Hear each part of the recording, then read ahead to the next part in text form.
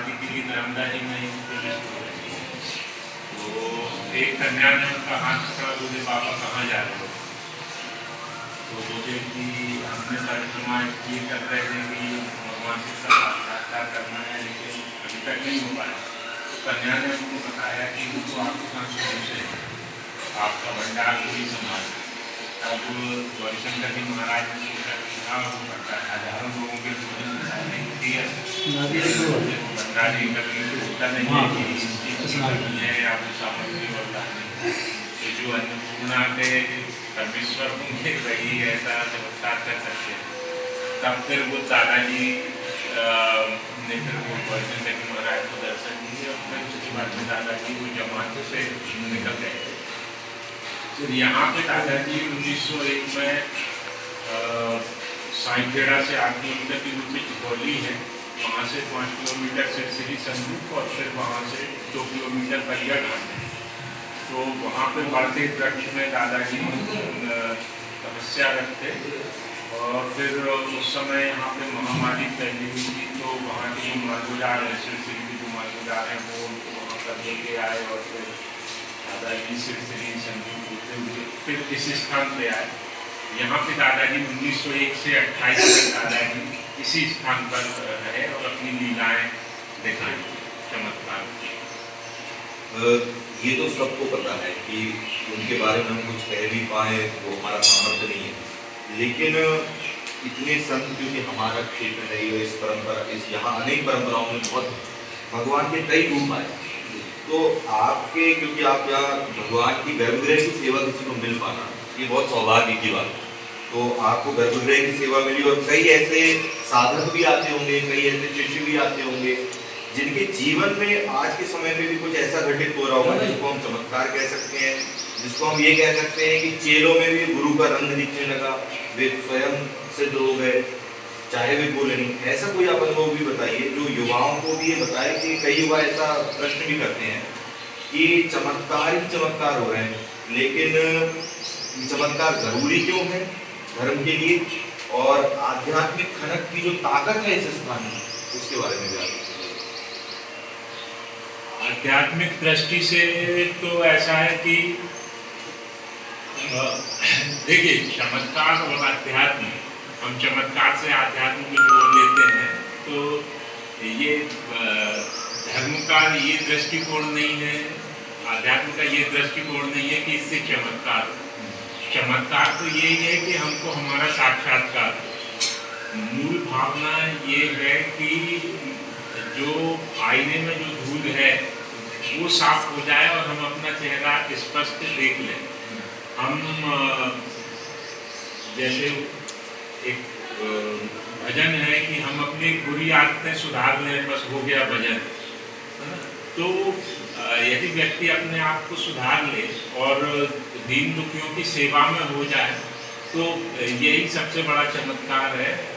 इसके अलावा मानसिक चमत्कारों के लिए तो अब मैं नहीं समझता कि होना चाहिए। और वैसे अब लीलाएं रहती हैं भगवान की, जैसे दादाजी ने महामारी के समय में कई लोगों को जिंदा किया है लाठी मार के, और अनेक चमत्कार किए हैं, वो आप पुस्तकों में पढ़ सकते हैं।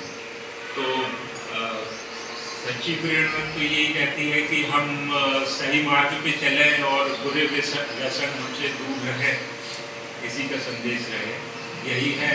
और या पहली बात यहाँ पे तो ये हमारे सदगुरुदेव थे बर्फानी दादाजी, तो उनका ऐसा कहना था कि उनका कायाकल्प भी धूनी वाले दादाजी के द्वारा ही किया गया है। वो जब हिमालय में तपस्या रखते तो दादाजी ने जब 1930 में समाधि दी थी खंडवा में, तो फिर उसके बाद में दादाजी वहाँ हिमालय में गए थे और फिर दादाजी वहाँ पे तपस्या रखते बर्फानी दादाजी, वहाँ पे उनका कायाकल्प किया था। फिर वो वहाँ से मेहंदीपुर बालाजी होते हुए अमरकंट। आपको हम बर्फानी दादा की जो महाराज जी थे उनकी भी तस्वीर दिखा देंगे। मेरा सौभाग्य है कि मैंने उनके भी दर्शन किए हैं, और कई लोगों को ये बहुत आश्चर्य लगता है कि ये गप है कि हिंदू धर्म में ऐसा क्यों हो जाता है। जब तक गहराई में उतरोगे नहीं तब तक पता नहीं चलेगा तल कितना गहरा है। तो आध्यात्म की जो धाराएं हैं, जो नदियां हैं, वो इतनी गहरी हैं, उनको समझने के लिए आपको स्वयं को उसमें उतरना होगा। बाहर से सतही और साइंटिफिक तौर पे आप उसको देखना चाहेंगे तो ये तो बहुत हल्की ऊपर की सतह है। इसके अंदर आने के लिए आप खुद को कोई साधन भजन करना होंगे। महाराज जी, एक चीज और आपसे पूछना चाहेंगे, गांधी जी का एक बहुत फेमस किस्सा जी, यहाँ की अभी पीठाधीश्वर कह सकते हैं हमारी दीदी हैं, आज सौभाग्य नहीं हो पाया हमारा कि हम उनसे मिल पाए, बहुत स्नेह उनका मुझ पर रहा है, तो वो गांधी जी का एक किस्सा सुनाती हैं। हाँ, अब उस समय क्या था कि गार्डन वाला तो स्टेशन नहीं था, पिपरिया स्टेशन था। तो गांधी जी को किसी कार्यक्रम में, रैली में वो आगे जा रहे थे, तो फिर वो किसी वजह से वो ट्रेन गार्डन वाला में रुक गई और फिर उनको पता चला कि यहाँ पे सिद्ध संत है, तो गांधी जी यहाँ पे दर्शन के लिए आए। और उन्होंने बुजुर्गों से यही सुना है कि उस समय दादाजी यहाँ पे लोगों को बोल रहे थे कि देखो गांधी आ रहा है, गांधी आ रहा है। और उस समय तो फोन वगैरह वैसे थे नहीं यहाँ। तो गांधी जी जब आए तो दादाजी ने ही अपना एक जो डंडा था वो गांधी जी को दिया और उन्हें ध्यान मोड़ा बकरी देश को आजाद कराएगा।